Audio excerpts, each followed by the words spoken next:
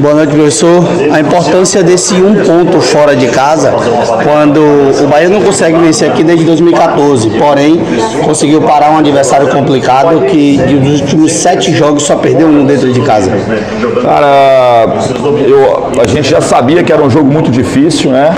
A equipe do Criciúma vem de ótimos resultados, não só dentro de casa como fora também. E acho que a gente teve uma dificuldade maior no primeiro tempo, mas no segundo tempo a gente controlou muito bem e a gente esteve muito perto de poder vencer o jogo no segundo tempo. Então é um ponto importante, a gente não tem que lamentar assim, né? Claro que a gente gostaria do triunfo, dos 3 pontos, mas a gente leva, né, para Salvador agora um ponto importante contra uma grande equipe, uma equipe que está fazendo uma grande campanha. E nos seus domínios é muito difícil de ser batido, então a gente tem que enaltecer a dedicação dos atletas, o empenho, para que a gente pudesse construir esse triunfo. A gente fez por onde até no segundo tempo, sair com um resultado ainda melhor. Anderson, o que está faltando para o Bahia conseguir vencer longe do torcedor nesse segundo turno? Cara, são jogos difíceis, né? Eu acho que hoje a gente teve uma atuação de um time que poderia vencer. Criamos situações, no segundo tempo principalmente, criamos situações claras ali, muito perto de poder fazer o gol. Detalhe, hoje eu acho que foi o detalhe. Anderson, o primeiro tempo, quando a gente percebeu a escalação do Bahia, nós vimos aí um Bahia com 4 atacantes. Ricardo Goulart, com o Davó, também ali com o Jacaré e também com outro jogador que eu acabei esquecendo, o Copete também, formando aqueles 4 jogadores ali. E a equipe acabou retraindo um pouquinho mais, esperando mais o Criciúma. No segundo tempo o Bahia veio mais para cima. O que você percebeu? Qual foi a mudança no vestiário para que o Bahia entendesse um pouco melhor o jogo e viesse para cima do Criciúma? Não, acho que o problema não foi nem isso, cara. A gente teve uma posse de bola muito mais defensiva, entendeu? Isso não é nada programado, porque o Criciúma também não conseguia pressionar. A gente ficava com a bola lá atrás e o Criciúma não conseguia roubar essa bola. Acho que no segundo tempo a gente conseguiu vencer um pouquinho essa primeira pressão e começamos a construir mais situações. Então a gente é claro, o Criciúma jogando em casa, ele precisa tomar também rédeas do jogo. Eu acho que no primeiro tempo, em alguns momentos a gente teve equilíbrio, em determinado momento a gente sofreu um pouquinho, principalmente com os cruzamentos, que a gente já sabia que era uma alternativa boa aqui da equipe do Criciúma, e a gente talvez não tenha conseguido filtrar tanto, encurtar mais esse cruzamento que foi melhor aí no segundo tempo, na segunda etapa. Você mexeu na equipe no segundo tempo, né? O que você pensou naquele momento? Você tirou o Davó e também o Jacaré. A gente fez uma opção por 2 jogadores também qualificados. O Raí tem velocidade, tem característica parecida com o Jacaré. O Ítalo, apesar de não ser um jogador como o Davó, né? O Davó é um jogador muito potente. O Ítalo tem muita inteligência para jogar ali, um jogador muito hábil, né, nas tomadas de decisão. E a gente pensou que a gente pudesse sustentar um pouquinho, criar algumas situações como aconteceu. Você utilizou o Rezende hoje mais como um zagueiro pela esquerda? Por que a opção por manter o Rezende quando o Luiz, que é da posição, voltou de suspensão e ficou no banco? Não era a característica do jogo hoje, assim, até pro Luiz, cara, porque é um time que cruzava muitas bolas, assim, e a gente até no primeiro tempo sofre, mesmo tendo o Copete e o próprio Rezende por ali. Então, assim, a gente tem que criar algumas opções. A gente perdeu o Bahia e a gente precisava criar algumas situações.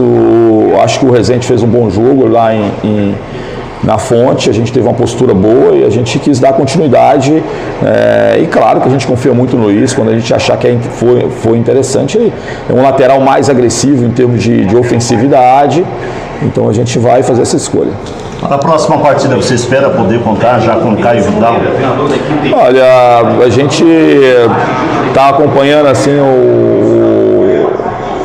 o trabalho do Caio. O Caio chegou no período de transição, ele não estava liberado para poder iniciar os trabalhos ainda. A gente está aguardando até que ele tenha, né, a condição plena. Não adianta a gente, de alguma forma, antecipar algumas situações. Eu fico vendo assim que às vezes as pessoas têm muita ansiedade que o jogador que foi contratado, ele já possa rapidamente ter condições. Às vezes ele não tem, ele precisa se chegar no clube, se adaptar, conhecer um pouquinho os atletas. E eu sou muito tranquilo quanto a isso, assim, eu não tenho essa ansiedade. Eu sei que é preciso que esses jogadores fiquem à disposição na melhor condição possível. Então, assim que ele tiver realmente nessas condições, é claro que esse é um jogador que a gente vai utilizar. reta final de Campeonato Brasileiro, Anderson, qual a importância desse 1 ponto fora de casa conquistado hoje e a busca agora de mais 3, quem sabe, dentro do esporte? Cara, é extremamente importante, né? Se a gente tivesse pontuado nos jogos fora de casa que a gente não conseguiu, né?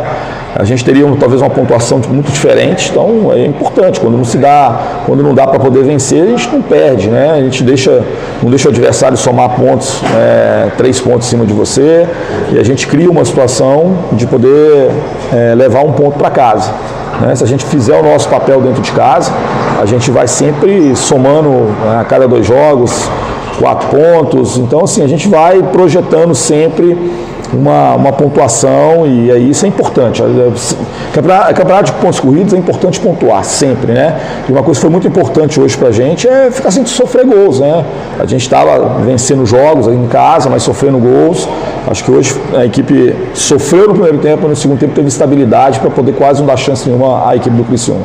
Ederson, para finalizar, saindo do Bahia, ontem infelizmente o futebol teve uma perda gigantesca, e a pergunta que eu faço é a seguinte: o que representou para o Anderson Moreira a pessoa Ailê Pinheiro? Seu Ailê foi assim uma pessoa muito iluminada, assim, né? Como ser humano, como dirigente de futebol eu aprendi muito. Como ser humano, assim, eu aprendi muito, assim, das convicções, né? Ele teve muito êxito na vida profissional, assim, né? Sempre esteve à frente do seu tempo, conduziu um clube com muita dignidade e com muita austeridade também, assim, de nunca permitir que o clube fizesse ou desse passos maiores do que aquilo que o Goiás podia fazer. Estruturou muito o clube. Então, assim, é uma perda enorme de uma pessoa que se dedicou quase que a vida inteira, assim. Ele foi eleito presidente do Goiás, se eu não estou enganado, com 26 anos ou 28 anos.